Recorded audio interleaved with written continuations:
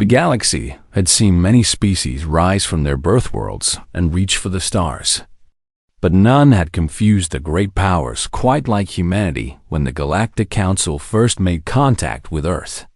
They sent their scientists to study these strange creatures who had somehow built rockets and satellites without claws or fangs or armored skin. And what they found left them puzzled beyond measure. Humans were soft, remarkably soft, with thin skin that tore easily and bones that broke under pressure that would barely scratch up. Varroxan child, they had no venom to speak of. No natural weapons beyond flat teeth and small fists. And their senses were dull compared to most spacefaring species. The Council classified them as a Class 7 Death World species, which meant they earned some respect for surviving on Earth, a planet filled with predators and poison and extreme weather. But physically, they remained unremarkable among the stars. The Varroxan Empire found this classification generous. Perhaps too generous. The Varroxan were the apex predators of the known galaxy, a species of massive reptilian warriors who had conquered 60 star systems. Through biological supremacy and brutal efficiency, they stood 8 feet tall on average, covered in obsidian scales that could stop most projectile weapons. And their fangs contained a paralytic venom that could drop a charging beast in seconds. For 10,000 years, they had never encountered a species they could not dominate through sheer physical intimidation when they looked at humans. They saw nothing but soft pink prey animals, who had stumbled into space through luck and Axon Commander Marcus Cole did not know any of this history when he received orders to travel to Station Nexus 9 as Earth's first diplomatic attached to the contested frontier territories. He was 52 years old, a veteran of 3 conflicts on Earth, and he carried himself with the quiet confidence of a man who had seen death and walked away more times than he cared to count. His hair had gone gray at the temples. His brown eyes held a permanent calm, and he stood at exactly 6 feet tall, which made him average for a human male, but tiny compared to most species he would encounter. His superiors had given him simple instructions. Before departure, show deference to the Varroxan delegation, avoid conflict at all costs, and secure whatever mining rights you can without starting an interstellar war. Needed the resources in the Helix Nebula. But Earth was not ready for a fight with an empire that had been conquering worlds since before humans discovered fire. Marcus understood politics, and he understood survival. So he accepted his orders without complaint and boarded the transport ship that would carry him to the edge of known. Space Station Nexus 9 was a marvel of engineering, a massive spinning wheel of metal and glass that housed representatives from over 40 species. It floated in neutral territory, a place where enemies could meet without weapons and discuss terms without bloodshed.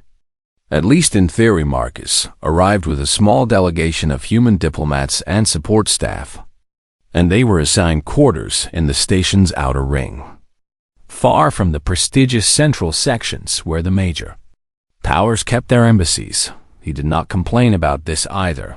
The first week passed in a blur of introductions and protocol. Briefings. Marcus learned to recognize the different species, the Felani, graceful feline creatures who valued art and poetry, the Kaveth, insectoid beings who communicated through chemical signals and clicking sounds, the Marvavi, tall and slender philosophers who had achieved space travel through pure mathematics rather than warfare. And then there were the Varroxan. Marcus first saw Warlord Kethrak across the central atrium on his 8th day. Aboard the station, the creature was enormous, easily 8.5 feet of scaled muscle, and barely contained violence. His eyes were yellow with vertical slits, constantly scanning, constantly hunting. And when those eyes fell upon Marcus, they held nothing but contempt. Thrak had killed his first rival at the age of 6. Marcus would later learn He had led armies across 3 star systems and personally executed over 200 enemies in single combat. He had never known fear, never experienced doubt, and he had certainly never met anything that didn't eventually bend its neck in submission to Kethrak. The universe was simple. The strong dominated, and the weak obeyed. Everything else was just details. The negotiations began on the 10th day, and Marcus quickly realized that the Varroxan did not negotiate. In any sense humans would recognize, they dominated. They controlled. They made demands and expected compliance. Kethrak sat at the head of the conference table, even though this was supposed to be neutral ground. And nobody challenged him. He interrupted speakers whenever he grew bored, which was often. He let his claws scrape against the metal table in slow, deliberate motions that made everyone in the room flinch. Everyone except Marcus. The human commander simply watched, listened, and took notes on a small tablet. He did not react when Kethrak's growl filled the room. He did not flinch when those massive claws came down hard enough to dent the table surface. He just kept writing, kept observing, kept breathing in that slow, steady rhythm that had carried him through 3 wars and countless moments of terror. Kethrak noticed this, and it irritated him in ways he could not quite understand. The other species behaved properly. They showed fear. They showed submission. They showed respect for his obvious superiority. But this human, this soft pink creature with no claws and no fangs and no scales, sat there like he was watching a mildly interesting documentary rather than facing the most dangerous predator in the known galaxy. It was wrong. It was unnatural. It was, though Kethrak would never admit it, deeply unsettling. After the first session ended, the warlord pulled aside one of his advisors and demanded information about these humans. What he learned over the following days changed nothing about his contempt, but it added something else beneath it. Something that felt almost like curiosity. Earth was a death world, yes, but not just any death world. It was a planet where the humans had systematically hunted their apex predators to extinction, not through strength or speed or natural weapons, but through something the Varroxan had never needed to develop. Patience. Humans were persistence predators, his advisors explained. Creatures who had evolved to chase prey for hours or even days until the target collapsed from exhaustion. They could not win the first fight, but they kept coming back, kept pursuing, kept refusing to stop until they achieved their goal or died.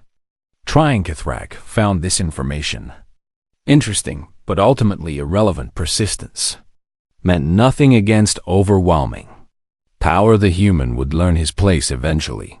They all did. But as he watched Marcus Cole across the conference room the next day, still calm, still unafraid, still writing in that little tablet like nothing in the universe could touch him, Kethrak felt the first whisper of something unfamiliar curl through his ancient predator brain. It felt almost like a warning. The days that followed were a masterclass in dominance. At least from Kethrak's perspective, he had broken stronger species than humans, and he approached this task with the confidence of a predator who had never once failed to make prey submit every morning. He arrived at negotiations late, forcing everyone to wait in uncomfortable silence every session. He positioned himself closer to the human delegation, invading their space with his massive scaled body every opportunity. He displayed his natural weapons, the claws that could tear through steel, the fangs that dripped with paralytic venom, the muscles that rippled beneath armor like scales. Other delegations responded exactly as expected. Ambassador Selino the Falani, a graceful creature with silver fur and intelligent green eyes, had submitted on the 3rd day. Kethrak had simply growled in her direction during a disagreement about territorial boundaries, and she had immediately exposed her throat in the ancient gesture of surrender that her species shared with his. She did not speak against Varroxan interests again. The Kavith delegation lasted slightly longer, but on the 5th day, Their lead negotiator simply stopped attending sessions by the 7th day. The entire Kaveth team had quietly departed the station, their quarters empty. Their ships gone without explanation, the Marvathi philosophers remained. But they had retreated into pure abstraction, discussing theoretical frameworks and ethical principles that had nothing to do with the actual resources being divided. They had given up on practical negotiation entirely. Only the humans remained engaged. And only Marcus Cole seemed unaffected by the campaign of intimidation that Kethrak had perfected over decades of conquest. This puzzled Warlord in ways that made him increasingly angry. He began to study the human more closely, watching him during meals, observing him in the corridors, noting how he interacted with his staff and the other species aboard the station. What he saw made no sense. Marcus Cole smiled at everyone he met. Regardless of their species or status, he ate alone most nights, reading from a small device, occasionally laughing softly at something on the screen. He exercised in the station gymnasium at the same time every morning, running on a machine for exactly 1 hour, never faster, never slower. Just that same steady pace that seemed almost hypnotic in its consistency. He slept 6 hours precisely, woke without alarm, and spent 30 minutes each morning staring out his window at the stars, doing absolutely nothing. The warlord could not understand this creature among the Varixen. Every action served dominance. Every moment was competition. Every breath was a struggle to maintain position in the rigid hierarchy that governed their species. But this human seemed to exist outside such concerns entirely. He had no ambition that Kethrak could detect. He made no moves to increase his power or status. He simply did his job, remained calm, and treated every being he met with the same quiet courtesy. Whether they were a cleaning drone or an ambassador on the 14th day of negotiations, Kethrak decided to increase the pressure. He positioned his chair directly beside Marcus at the conference table, so close that their arms nearly touched. The human did not move away. He remained seated, continued reviewing his documents, and waited for the session to begin, as if nothing unusual had happened. Eketh leaned toward him, letting his hot breath wash over the human's face. Most species would have recoiled in terror at this proximity to a Varixen's fangs. Marcus simply turned his head, met those yellow predator eyes with his calm brown ones, and said, "Good morning," in a pleasant voice. The warlord felt his scales flush with heat, a sign of agitation he had not experienced in years. During the session itself, Kethrak interrupted Marcus 3 times in the first hour alone. Each time, the human simply stopped speaking, waited patiently for the warlord to finish his point, and then continued exactly where he had left off. No frustration, no anger, no fear, just that endless, maddening calm. By the 16th day, other species have begun to notice the dynamic between the Varixen warlord and the human. Commander the Marvathi in particular seemed fascinated, their large eyes following every interaction with academic interest. One of them, an elder philosopher named Threlvos, approached Marcus after a particularly tense session. Philosopher asked how the human remained so composed in the face of such obvious aggression. Marcus considered the question for a long moment before answering. His grandfather had served in a great war, he explained, one that had killed millions and left scars across an entire generation. That old man had taught Marcus something valuable. You cannot control what others do, but you can always control how you respond. Fear is useful when it keeps you alive, but it becomes a prison when you let it make your choices. Marcus had learned to acknowledge his fear, thank it for the warning, and then set it aside so he could think clearly. The Marvathi found this philosophy fascinating and asked many follow-up questions. But Marcus excused himself after a few minutes. He had reports to review, and the morning would come early. Ithrak observed this exchange from across the atrium, and it deepened his confusion. The human should have been broken by now. every tactic that had worked on countless other species had failed completely against this single unremarkable creature. What made it worse was that Marcus was not even fighting back. He was not challenging Varrickson dominance or attempting to establish his own. He was simply existing, doing his work, treating the warlord's threats as minor inconveniences rather than existential dangers. That night, Kethrak dreamed of the hunt for the first time in decades. In the dream, he chased a creature through an endless forest, a small pink thing that should have been easy prey, but no matter how fast he ran, the creature stayed ahead of him, and when he finally collapsed from exhaustion, he looked up to see it standing there, barely winded. Watching him with calm brown eyes, he woke in a cold sweat, his heart's pounding, his claws extended in defensive posture. It took him several minutes to understand what had happened. He had experienced his first nightmare since childhood. The next morning, Kethrak's advisors noticed a change in their warlord. He was quieter, more contemplative, and his usual confident swagger had been replaced by something harder to define. When one advisor dared to ask if everything was well, Kethrak simply stared at him until the subordinate looked away in submission. But privately, the warlord had made a decision. The human needed a lesson, a real lesson, one that could not be ignored or waited out. The galaxy operated on dominance and submission. There was no third option. Marcus Cole would learn this truth, or he would suffer the consequences of defiance as he prepared for the day's negotiations. Kethrak began planning a confrontation that would leave no room for that infuriating calm. He would force the human to react. He would make him feel the terror that all prey should feel in the presence of a true predator. And if Marcus refused to submit even then, the warlord pushed that thought aside, because the alternative was something he was not prepared to consider. Not yet. It happened on the 20th day, in the central atrium of Station Nexus 9. The 4 representatives of 40 different species who had gathered for an evening reception.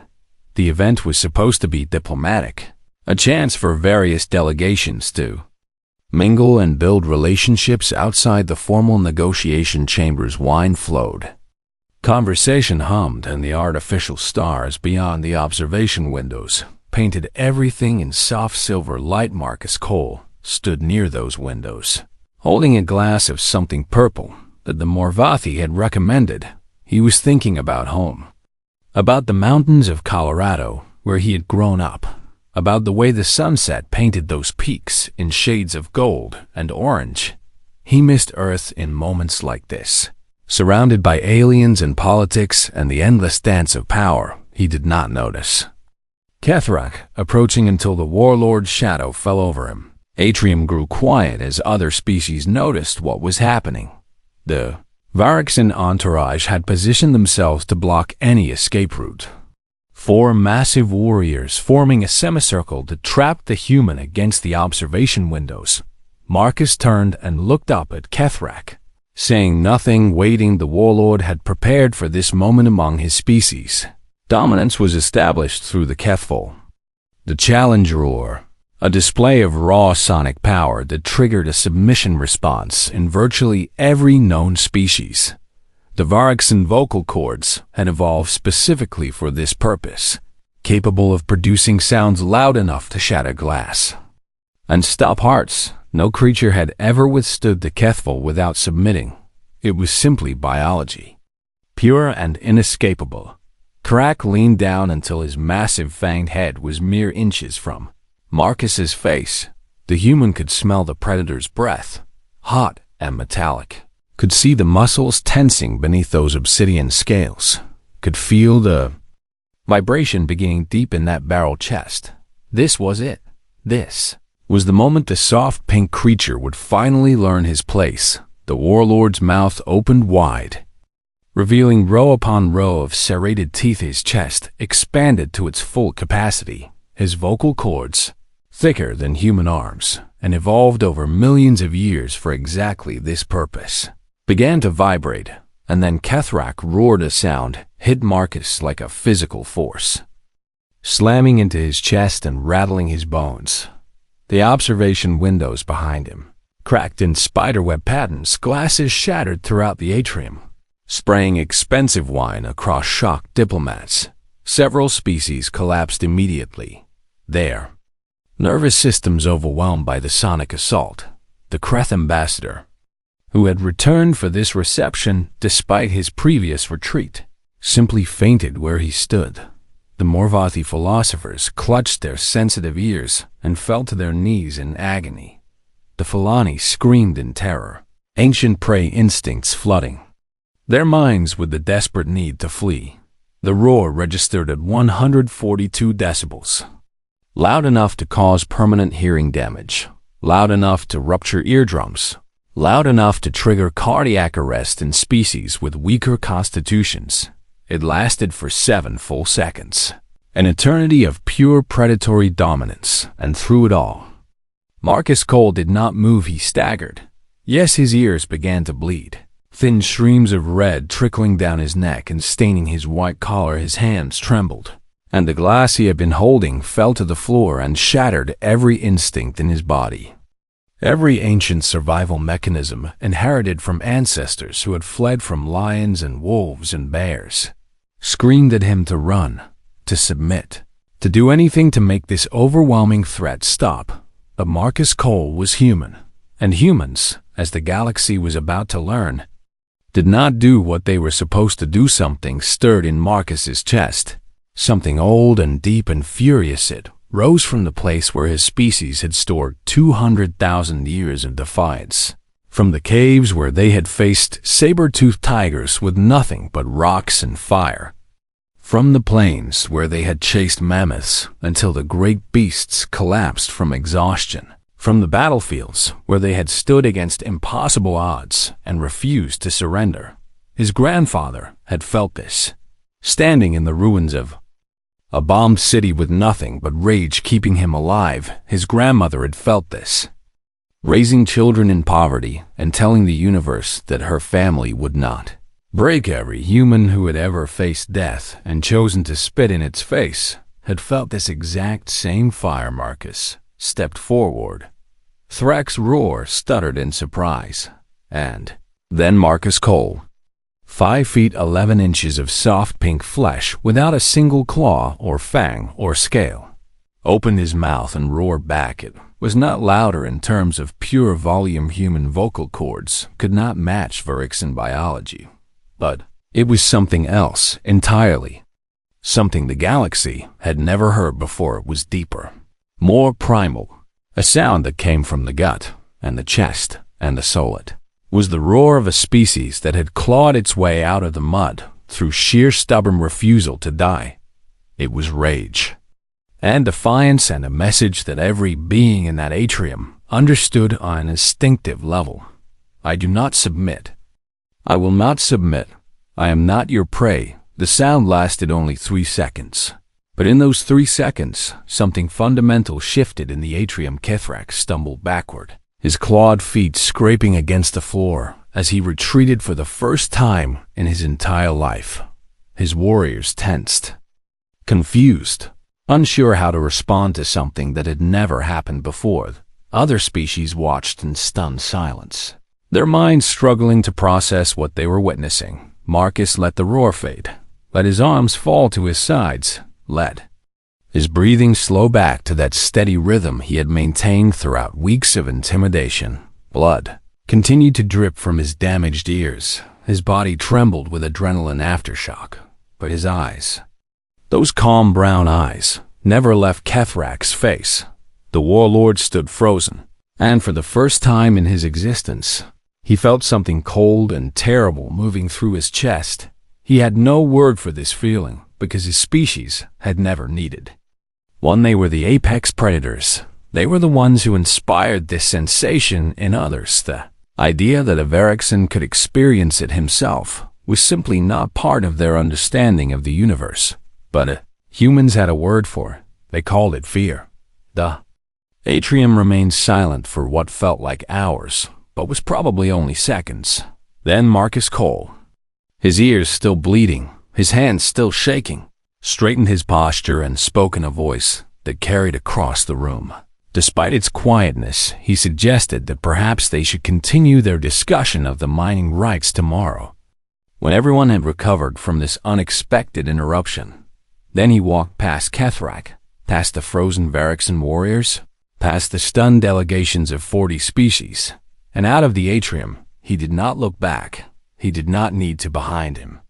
Warlord Kethrak stood motionless among the shattered glass and spilled wine. Watching the small figure disappear through the doorway, his hearts were racing, his claws were extended in a defensive posture. He had not used since childhood, and his mind was repeating a single thought over and over. A thought that would keep him awake for many nights to come. What had he just witnessed? And what did it mean for everything he thought he knew about the universe? The answer, when it finally came, would change everything. The footage spread across the galaxy faster than light itself, carried by quantum communication networks that connected thousands of worlds within 6 hours. Every major news organization in civilized space had obtained a copy of the Atrium incident within 12 hours. It had been viewed over 8 billion times within 24 hours. It had become the most discussed event in galactic history. The reactions varied dramatically by species. The Falani, traumatized by what they had witnessed in person, initially refused to discuss it at all, but as the days passed and the shock faded, something unexpected emerged among their people. Hope for generations. They had lived in fear of Varixan expansion, knowing that their graceful bodies and peaceful culture made them natural targets for predator species now. For the first time, they had seen proof that physical dominance could be challenged by something other than superior force. The Kavith analyzed the incident with their characteristic mathematical precision. Their scientists measured the acoustic properties of both roars, compared the biological capabilities of both species, and produced a report that concluded the humans should not have been able to produce that response. The sound Marcus Cole had generated was technically inferior to Kethrak's in every measurable way. Lower volume, shorter duration, narrower frequency range. Yet somehow it had achieved what no species had ever achieved before. The Kavith had no equation for courage, no formula for defiance, and this gap in their understanding troubled them deeply. The Morvathi philosophers were perhaps the most affected. Elder Threlvos, who had witnessed the confrontation firsthand, published a treatise within days that would reshape galactic thinking about humanity. The document argued that humans possessed a quality that other species had either lost through evolution or never developed in the first place. The capacity for irrational resistance. Most intelligent species had evolved to calculate odds and act accordingly. Thralvos explained when faced with a threat they could not overcome, they submitted to survive. This was logical, efficient, and had served countless civilizations well, but humans had evolved differently, shaped by a world where running away often meant death by starvation or exposure. Their ancestors had learned that sometimes the only path to survival was through the threat rather than away from it. This made them unpredictable in ways that terrified the Morvathi, even as it fascinated them. The Galactic Council convened an emergency session to address what they were calling the Nexus 9 incident. Representatives from 37 member species gathered to discuss what this event meant for interstellar relations and whether humanity's classification needed to be revised. The debate lasted for 3 standard days. Some argued that humans were clearly more dangerous than their initial assessment suggested and should be reclassified as a potential threat. Others pointed out that Marcus Cole had not actually harmed anyone and that reclassifying an entire species based on one individual's actions was premature. A third faction, led by the Morvathi delegation, proposed something more nuanced. Perhaps the existing classification system was simply inadequate for understanding what humanity represented in the end. The Council reached a compromise: humanity would be reclassified from Class 7, Deathworld species, to Apex Persistence Predator, with an additional notation that their threat level was considered incalculable due to psychological factors that current models could not account for. It was the first time in Council history that a species had been given an incalculable threat designation. Meanwhile, on Station Nexus 9, Marcus Cole dealt with the aftermath in his characteristic way. He woke the morning after the incident, had his ears treated by the station's medical staff, and requested a status update on the negotiations. His staff found this bewildering. Their commander had just done something that would be studied by xenobiologists for centuries, and he wanted to talk about mining rights, but Marcus understood something that younger members of his team did not. The roar had been necessary in that moment, but it was not a strategy, it was a reaction, a release of pressure that had built over weeks of provocation.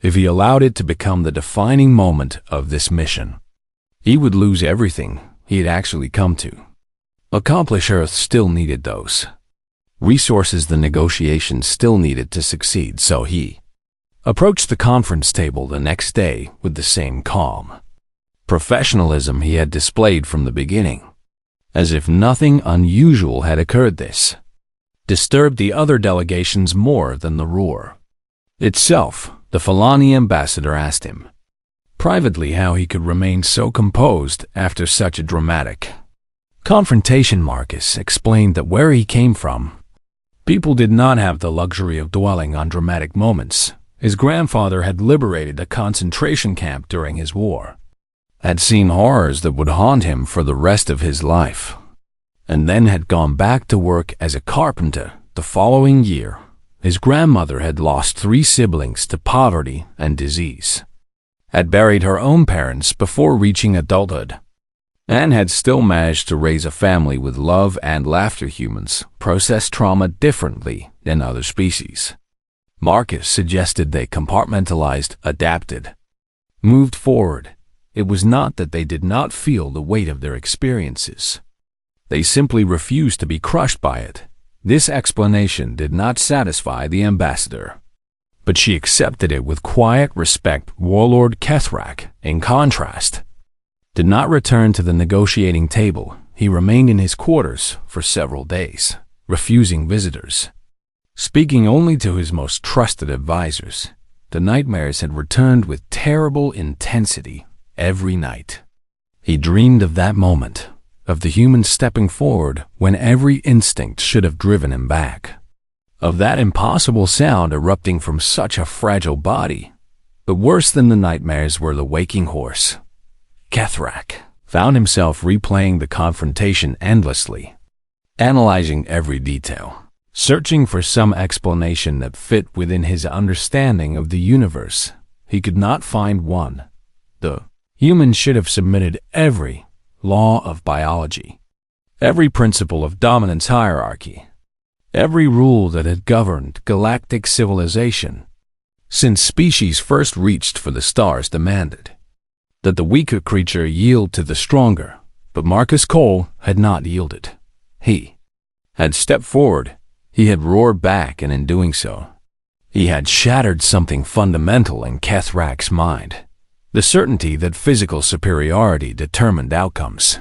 If a soft pink creature with no natural weapons could face down a Varoxan warlord and refuse to break, what did that mean for everything the Empire had built on the assumption of biological supremacy?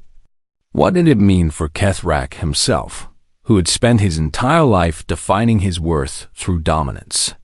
His advisors whispered among themselves about their warlord's strange behavior. Some said he had been mocked by the human, that Marcus Cole had placed a predator's claim on him through that counter-roaring Varoxan culture. Being marked by another predator was the ultimate shame, a declaration that you were no longer a Pex. Kethrak heard these whispers and felt something he had never experienced. Doubt perhaps they were right. Perhaps the human had done something to him in that moment. had broken some essential piece of his warrior's spirit, or perhaps, and this thought was even more disturbing, the human had simply revealed a truth that had always existed but that Varrickson had been too proud to see. Galaxy was not as simple as predator and prey. Some creatures could not be categorized, could not be predicted, could not be dominated through any display of physical force, and humanity, it seemed, was exactly that kind of creature. The Helix Nebula Treaty was signed 17 days after the roar that shook the galaxy. The terms were far more favorable to Earth than anyone had predicted, granting humanity full mining rights to 3 resource-rich asteroid fields and establishing a permanent human presence in the frontier territories. The Varrickson delegation accepted these terms without their usual posturing, without threats, without displays of dominance.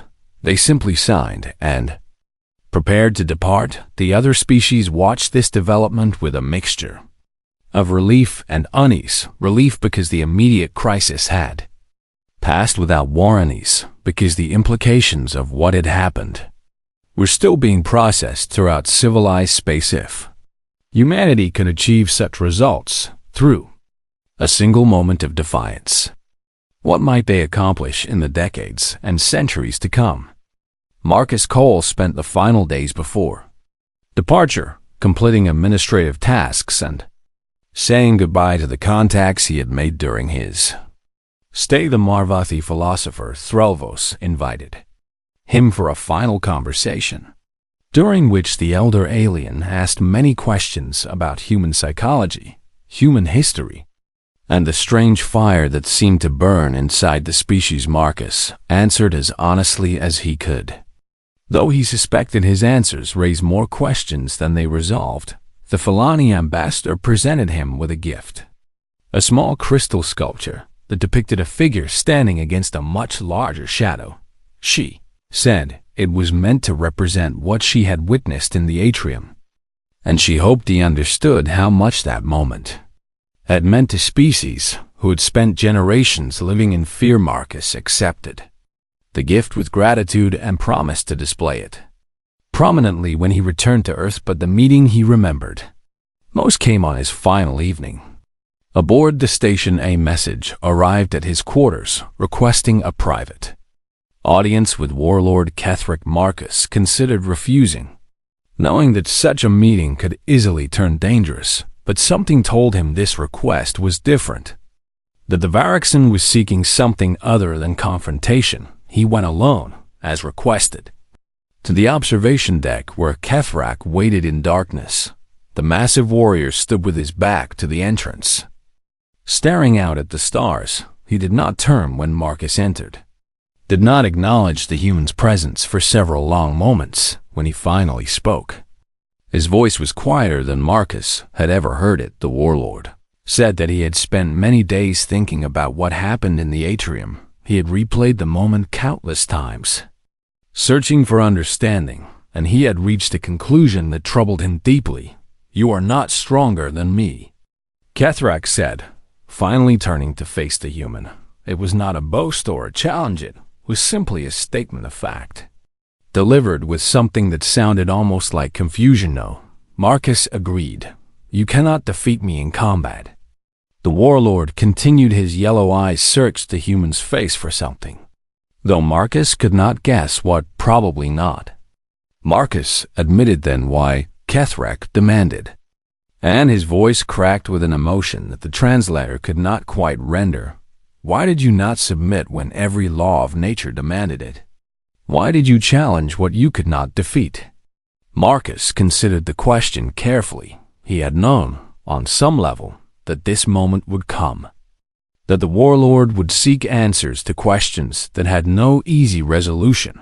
He thought about all the ways he could respond. He could talk about human stubbornness, about the evolutionary quirks that made his species so difficult to predict. He could discuss history, the countless times humans had faced impossible odds and chosen to fight. Anyway, he could explain the psychological research about threat responses and the way human brains processed fear differently than most species. But in the end, he chose a simpler answer, one that felt more true than any academic explanation, because submission was not an option. Marcus said it never has been for us. Not really. We do not know how to quit. It is not in our code. Kethrak stared at him for a long time, his scaled face unreadable in the dim light. The silence stretched between them, thick with meaning neither fully understood. Finally, the warlord made a sound that might have been a laugh if it were not so tinged with something darker. Your species confuses me. Human, you are soft, weak. Short-lived, you have no natural weapons, no armor, no venom by every measure that matters. You should be prey. Marcus nodded, acknowledging the truth of these observations. And yet, Kethrak continued, when I faced you in that atrium, when I unleashed a roar that has broken thousands of creatures across dozens of worlds, you stepped forward. He paused, and when he spoke again, his voice held a note of something Marcus had never expected to hear from a Varixan: humility. I have never been afraid before that moment. I did not even know I could feel such a thing. Marcus said nothing, sensing that the warlord needed to speak these words more than he needed a response. Kethrak turned back to the stars, his massive form silhouetted against the viewport. My people have built an empire on dominance, he said. We conquered 60 systems because we were the strongest, the fastest, the most deadly. We never needed to understand our enemies because we could simply crush them. He lowered his head slightly, a gesture that might have meant shame or reflection or something in between. But you cannot be crushed, can you? None of your kind can. You will simply keep coming, keep fighting, keep refusing to stay down. Marcus stepped forward until he stood beside the warlord. Two beings from opposite ends of the evolutionary spectrum, looking out at the same stars. He said that humans had a word for what Kethrak was describing. Resilience. It was not about being stronger or faster or more deadly. It was about getting back up every time you fell, about refusing to accept defeat, even when defeat seemed certain, about finding reasons to continue when logic said you should stop. We learned it because we had to. Marcus explained our world did not give us claws or fangs or armor. It gave us predators that could kill us easily, weather that could freeze or burn us, diseases that could wipe out entire populations. We survived not by being the strongest, but by being the most stubborn. Kethrak was silent for a long moment.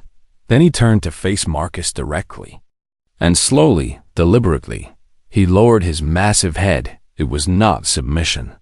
Not exactly among the Varixan. Such a gesture meant acknowledgement of an equal, recognition that another being had earned the right to be treated as something other than prey. It was perhaps the rarest honor a Varixan could bestow your species. The warlord said, we'll either save this galaxy or burn it to ash. There is no middle ground with creatures like you. Marcus smiled at that, a tired human smile that held both acknowledgement and acceptance, probably both.